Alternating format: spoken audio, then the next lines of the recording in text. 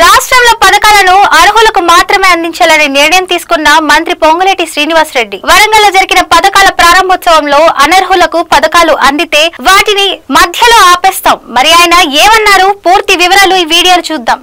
వరంగల్లో జరిగిన పథకాల ప్రారంభోత్సవంలో మంత్రి పొంగులేటి శ్రీనివాసరెడ్డి కీలక వ్యాఖ్యలు చేశారు. ఈ కార్యక్రమంలో ఆయన తోటి మంత్రి కొండా సురేఖతో కలిసి పాల్గొన్నారు. 4 పథకాల ప్రారంభంతో పాటు మంత్రి పొంగులేటి కీలకమైన కమెంట్స్ కూడా చేశారు. అర్హులైన వారికి మాత్రమే పథకాలు అందించాలన్నదే మా లక్ష్యం. అర్హులు మాత్రమే లబ్ధి పొందాలి. అనర్హులకు పథకాలు వస్తే వెంటనే వాటిని నిలిపేస్తాం. ప్రభుత్వం వారు చేయాల్సిన పనులను సరిగ్గా చేస్తుంది. పథకాలను పొందడానికి లంచాలు ఇవ్వాల్సిన అవసరం లేదు. ప్రభుత్వ పథకాలు ప్రతి ఒక్కరికి నేరుగా అందుబాటులో ఉంటాయి. అర్హతతో వాటిని పొందండి. కొత్త దరఖాస్తులు ఎన్ని వచ్చినా వాటిని స్వీకరిస్తాం. ప్రభుత్వ పథకాలు అందుబాటులో ఉంటాయి, కానీ అర్హత తప్పకుండా ఉండాలి. ఇంటింటికి సన్నబియ్యం పంపిణీ త్వరలో ప్రారంభమవుతుంది. పేదలకు సహాయం చేయడమే మా ప్రధాన లక్ష్యమని అన్నారు. సోషల్ మీడియా మరియు ప్రజల్లో పెరిగిపోతున్న అవగాహనను అనుసరించి అనర్హులకు పథకాలు అందించడం ప్రభుత్వం సహించదు. మంత్రి చెప్పినట్లుగా ఈ చర్యలు పథకాలను విజయవంతంగా అమలు చేయడంలో కీలక పాత్ర పోషిస్తాయి. ప్రజల మధ్య అవగాహన పెంచడం, అర్హతలతో పథకాలను అందించడమే మా ప్రభుత్వ ముఖ్య లక్ష్యం. ఇంకొన్ని కీలక పథకాలతో ప్రజలకు ప్రభుత్వ సేవలను అందించే దిశగా ప్రారంభమవుతోంది. దీనిపై మీ అభిప్రాయాలను కామెంట్స్ రూపంలో తెలియజేయండి.